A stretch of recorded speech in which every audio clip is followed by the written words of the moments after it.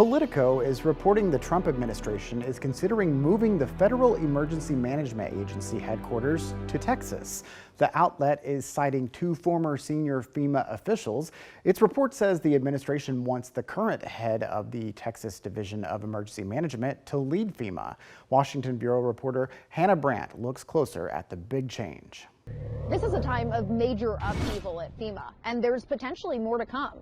I'm standing outside of FEMA's current headquarters here in Washington, D.C., but the agency is reportedly considering a big move down to Texas. That's according to Politico, which reports that former FEMA officials say the move would be to accommodate Nim Kidd. Kidd is the current head of Texas's state emergency management and is part of the FEMA Review Council that President Trump created to make big changes to FEMA. Because remember, President Trump has been very critical of FEMA's disaster response and has suggested a major overhaul and even eliminating the agency altogether. We saw a big shakeup with FEMA's leadership when Acting Administrator David Richardson resigned from the job after just 6 months in the role.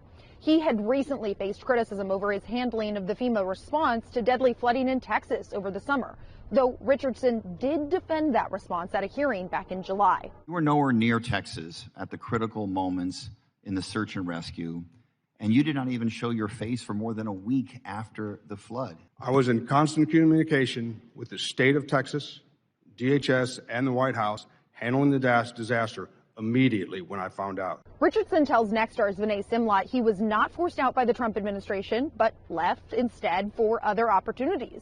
He replaced a FEMA administrator who also had a very short tenure in the position and was ousted after he said he didn't think it was a good idea to eliminate FEMA.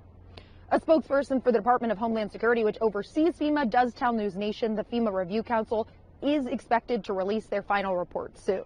And that's where we could see any potential recommendations about a move of FEMA's headquarters.